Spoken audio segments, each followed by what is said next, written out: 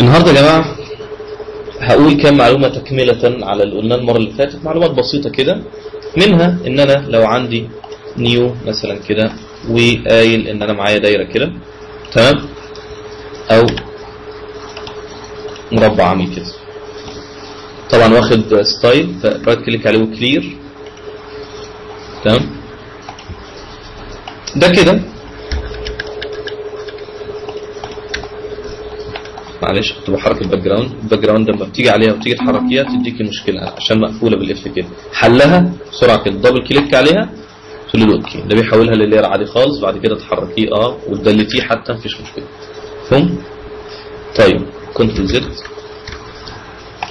اللاير ده كنت بتك عليه رايت كليك واقول له بلندنج اوبشنز، وافضل بقى احط شادو، احط اوتر جلو، احط بيفل، احط مش عارف ايه، تكستشرز، احط ستروك، احط اي حاجه انا عاوز، صح؟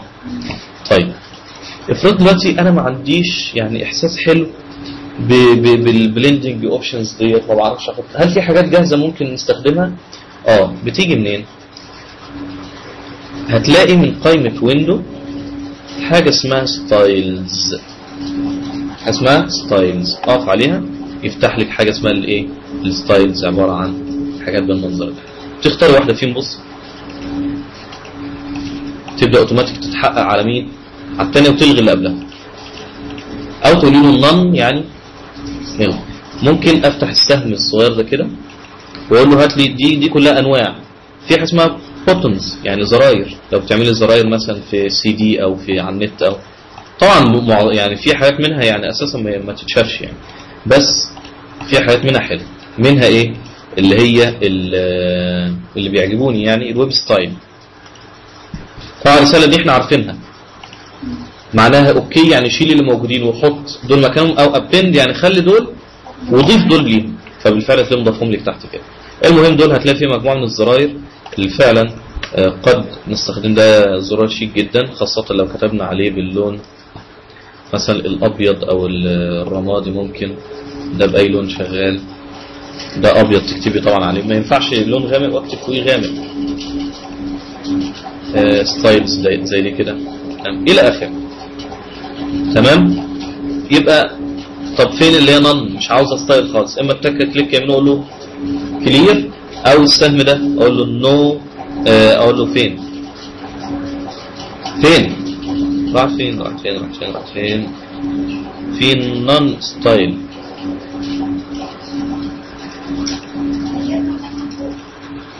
مش كان المفروض هنا كلير ستايل، بس ايا كان احنا رايت كليك وكلير يعني سهله.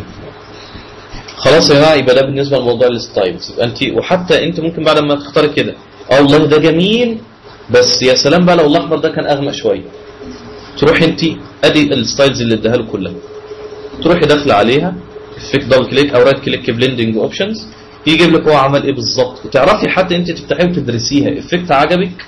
طب اشوف هو عمل ازاي.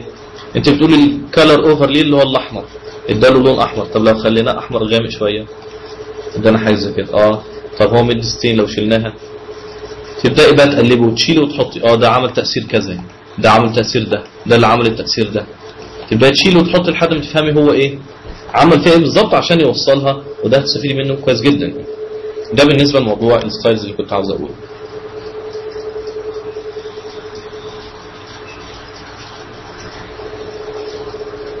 طيب لو انا عندي كنترول دبليو بيقفل الصوره، بيقول لك عايز تحفظيها، اقول له لا. دبل كليك كده افتح لنا اي صوره من هنا، ولتكن الصوره بتاعت البنت ايه راحت فين اهي ديت، خلاص فتحناها كده. عملت لير جديد وبأداة البرش رحت مكبرها كده شويه، متك هنا بوظت عينيه. عندنا حاجه اسمها مودز، حاجه اسمها كلر مود او بلندنج مود. ده زي ما قلت لكم اللي كنا بناخدها هنا في اللي هي الايه، انظمه الالوان اللي بتاثر على الالوان. موجوده فعلا القائمه دي هنا ان اي لاير ممكن تغير الكالر مود بتاعه، يعني الدمج باللاير اللي تحتيه هيبقى عامل ازاي. فتعالوا كده نقف على اول واحد، ده النورمال اللي هو الطبيعي، ده المفروض كل اللاير يكون كده. ننزل بالسهم كده لتحت ونشوف ايه تاثيره. بصوا عامل خربشه ازاي، سوري نرجع تاني. بصوا بقى تاثير، بصوا العين هيحصل لها ايه. في حاجات هتلاقيها بتدمج حلو، وفي حاجات تلاقيها بتعمل، شوف ده فتحت عينيها ازاي،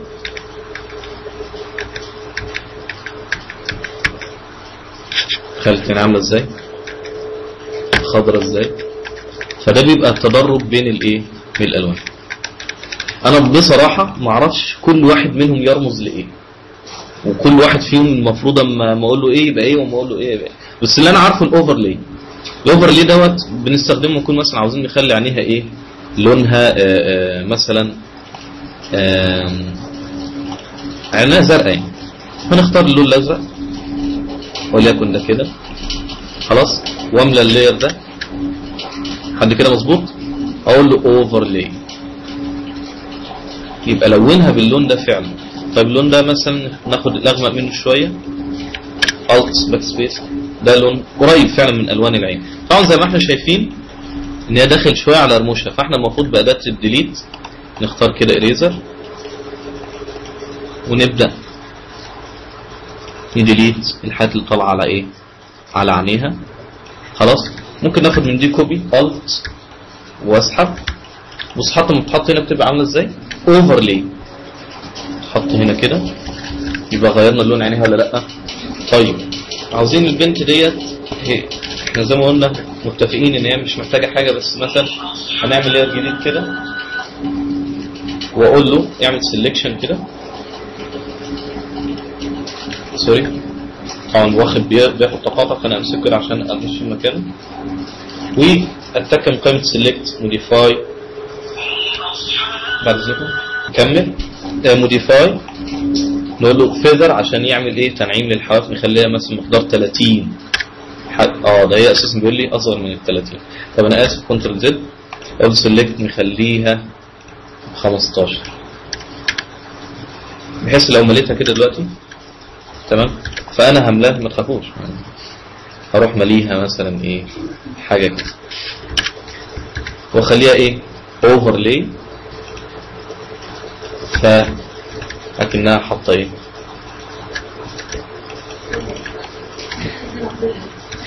تمام. يبقى ممكن احدد اللون ده، حتى مثلا ممكن نخليه احمر شويه تمام. طبعا داخله على عينيها زي ما احنا شايفين كده، يبقى بالاريزر وابدا اشيل كده من بعيد كده عشان ايه ما اقطعش. يبقى عملنا حاجه زي كده تمام. خلاص يا جماعه ده حاجه كويسه. في بقى حركه مجنونه شويه، هعمل لير فوقها ماشي، واقول له اختار لي ده كده مثلا، واقول له ابدا ارسم باداه البرش خلاص، والهاردنس بتاعه قليل كده، وارسم كده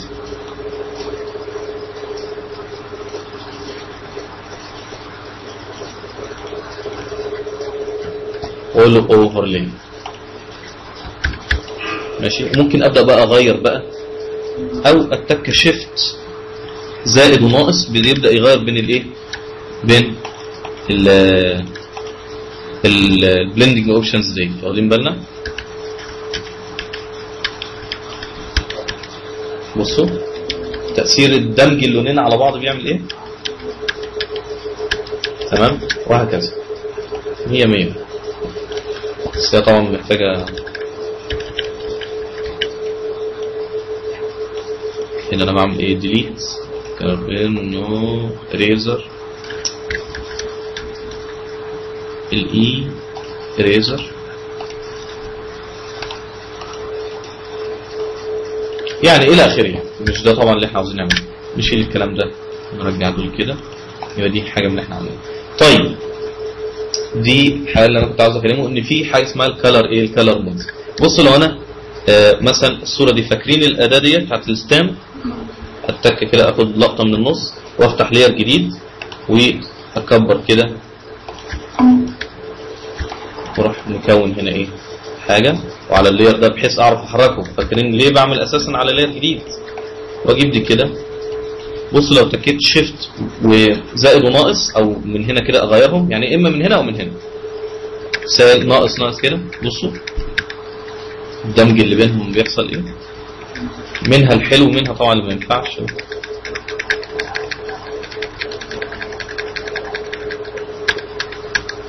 وهكذا. تمام جدا. يبقى ده حاجه عرفناها اللي اسمها الكالر مود، بتتغير من هنا. اللي انا عاوز اقوله لكم في الاداه دي فعلا نظام كالر مود اسمه سكرين. بصوا لو انا عندي صوره عامله كده، سيبكم انا هعملها ازاي هعلمها لكم، بس مؤقتا انتوا عندكم صوره عامله كده. دي صوره احنا جايبينها من بره، صوره اهي خلاص ودخلناها معانا، طبعا هو العين بتاعها. فدلوقتي ازاي اخليها التاثير ده يحصل على البنت مع ان لونها اسود؟ في نظام هنا اسمه سكرين. السكرين ده بيفصل اللون الاسود من اللاير. بصوا يبقى هو فصل اللون الايه الاسود. طيب تعالوا بقى ندخل على قائمة ايمج. ديليت الكام حاجة دول. قائمة ايمج اول حاجة تعرفوها ان عندنا حاجة اسمها مود اللي هي نظام الالوان اللي هي RGB و CMYK. ليه هو حاططها لي هنا؟ لان ممكن صور بعد ما اشتغلت فيها RGB انا عاوز اطبعها فتحوليها CMYK او العكس. الحاجة الثانية ان ساعات بص لو نظام في نظام اسمه اندكس، في نظام اسمه جري سكيل، في بعض الصور يا جماعه تيجي تفتحوها تبقى كده واعمل تصميم جديد، مثلا اي تصميم جديد مثلا فوتو او ويب 6800 مثلا، هعمل خلفيه خلاص وعاوز اسحب الخلفيه دي احطها معايا. ايه ده مش راضيه تيجي؟ ايه يا عم في ايه؟ ليه؟ لان نظام الالوان هنا ايه؟ اندكس وهنا RGB، فلازم احول النظام ده من قائمه. يبقى لو دخلنا صوره ولقيناها مش راضيه تتاخد معانا، يعني حتى ظلم ما بترضاش تتاخد بديت. بصوا بيقول لك ليه؟ لان في ديفرنت كلر مود، نظام الالوان مختلف بين هنا وهنا، فتيجي هنا وتقولي له من ايمج مود RGB، يبقى النظام زي النظام. دلوقتي تاخدي الت كده تيجي هنا حط زي الفل، كذلك تاخديها من هنا لهنا تتحط معاك زي تمام. يبقى دي اول معلومه بتاعت النظام الالوان. بعد كده عندك حاجه اسمها adjustments، هاجلها شويه لحد ما اتكلم على حاجه اسمها دوبليكيت عشان دي فيها حاجات كتير. دوبليكيت عمل لك ايه؟ بيعاوز يعمل لك دوبليكيت، يعني خد لك نسخه ثانيه من الصوره اساسا. ليه؟ انا اصلا عاوز اشتغل على الصوره ديت اعدل تعديل معين، ما عجبنيش اروح قافلها والصوره الاصليه معايا ما عملش عليها اي تغيير، اروح راجع لها واخلص. تمام؟ دي بنستخدمها احيانا ممكن عاوز اجرب حاجه طويله فاروح اعمل دوبليكيت وابدا اشوف وبعد كده ما عجبنيش الغيها، عجبني احفظها. عندي حاجه بعد كده اسمها الايمج سايز، حجم الصوره.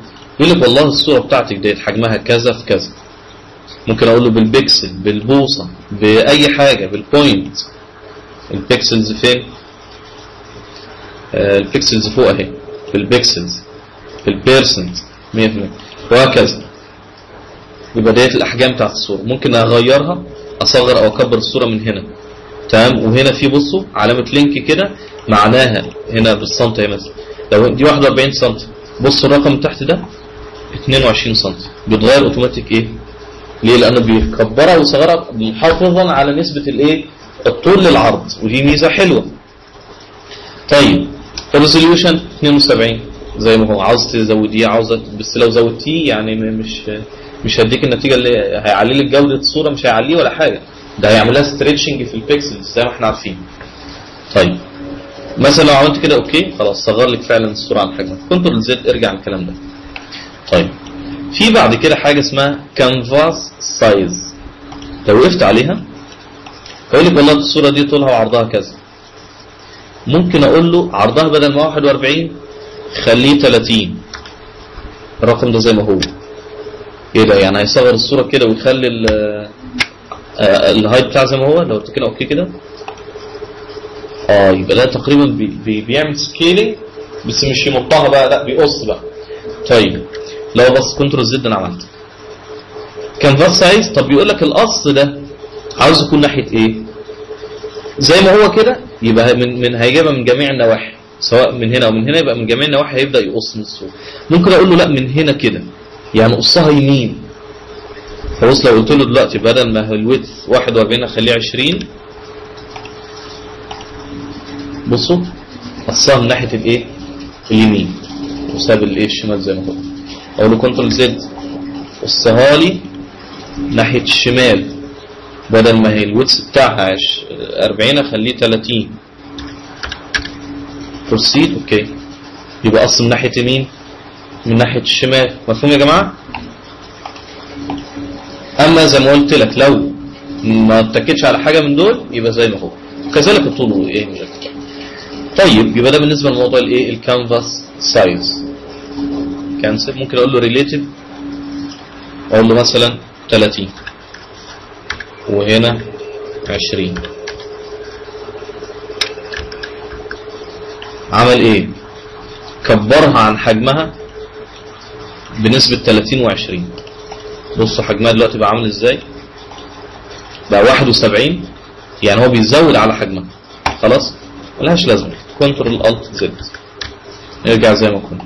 من ايمج عندك حاجة اسمها روتيت كانفاس، بدل ما هي بتبص كده ممكن اقول له فليب كانفاس هوريزونتال، خليها تبص الناحية التانية. فاكر الكنترول تي وزع على الصورة بقى كلها، حتى لو كنا كاتبين فيها نص. تخيلوا لو كنا كاتبين فيها نص،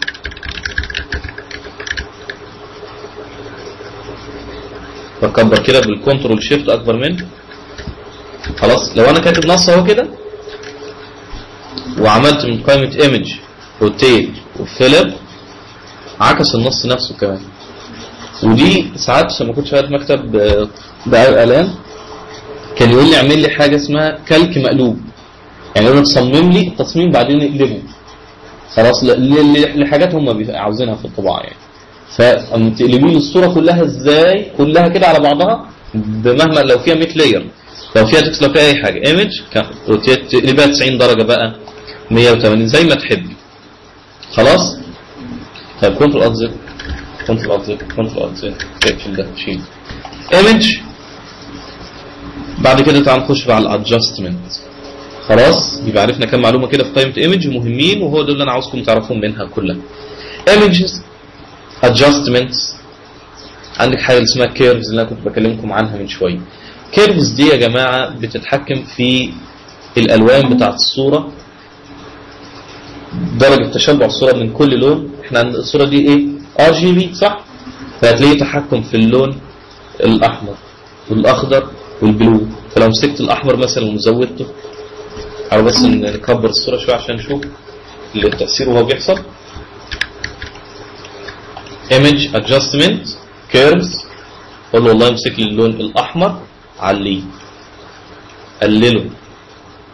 خلاص الاخضر قلله عليه، الازرق قلله من الصوره، علي الازرق في الصوره فوضح لنا بالمنظر ده. خلاص.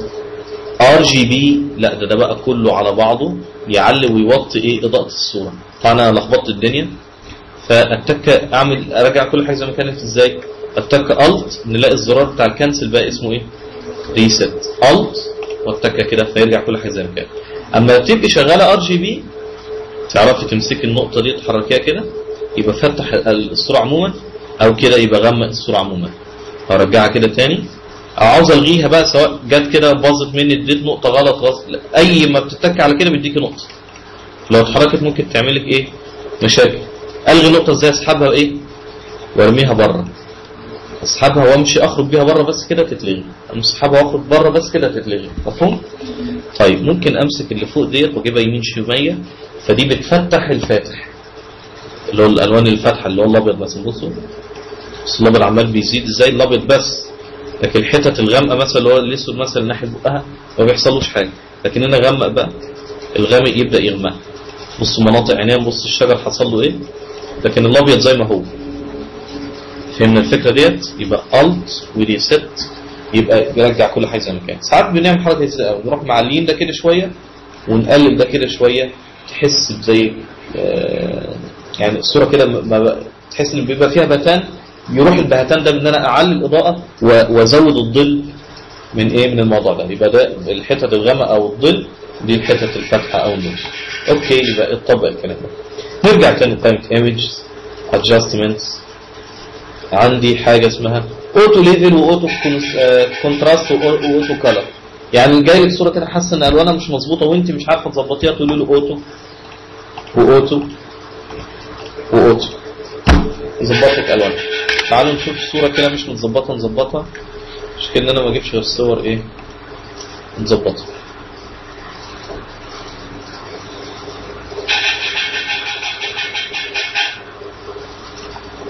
مش عارف بس يعني الصور كلها مظبوطه بصراحه. يعني ايمج اوتو كونتراست واوتو ليفلز ما بيعملش فيها حاجه تقريبا. اوتو كلر، اوتو كلر دي بقى ايه يعني زي ما انتم شايفين كده، وحس ان ده الصح يعني. المهم عندي ايه تاني ممكن ادوركم في القائمه ديت؟ عندنا حاجه اسمها فوتو فلتر. فوتو فلتر بيدي فلتر على الصوره. في فلتر اسمه وارمنج بيديلك زي مثلا ايه، في اضاءه صفراء في المكان. بصي وده بنستخدمه عشان ندي تاثيرات للغروب. في كول تحس ان متصوره بعد الفجر. خلاص في بقى الوان كتير كده ليها تاثيرات، تدخلي كده وتجربي لون بنفسجي، لون احمر. سبايا ده بيديها ايه زي ما تكون ايه متصوره في الثلاثينات، حاجه زي كده. خلاص تعالوا اجيب لكم الصوره فعلا فيها سماء او بحر وكده، هتحسوا الموضوع ده فيها قوي.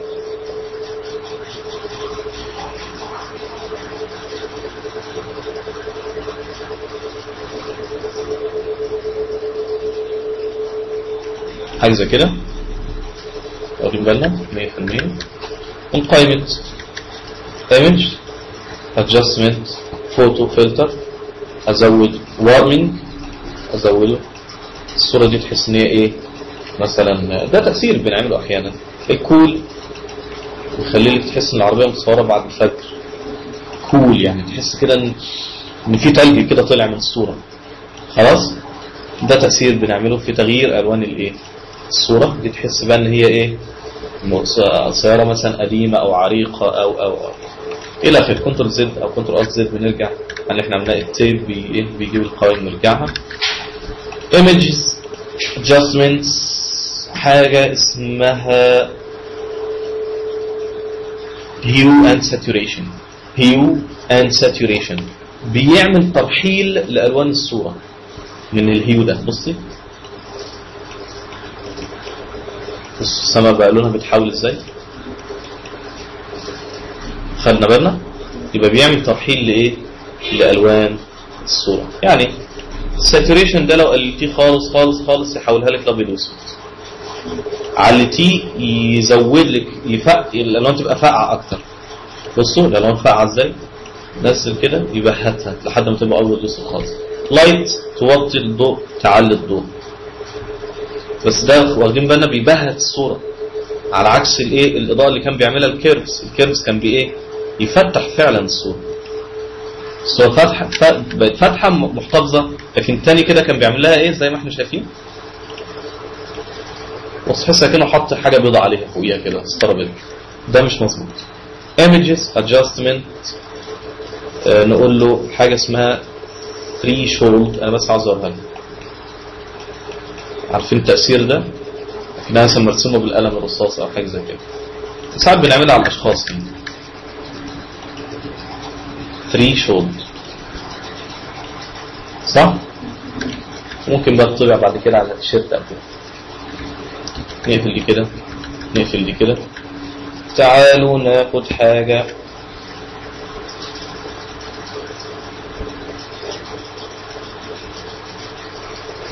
اسمها الفلترز. كان وقف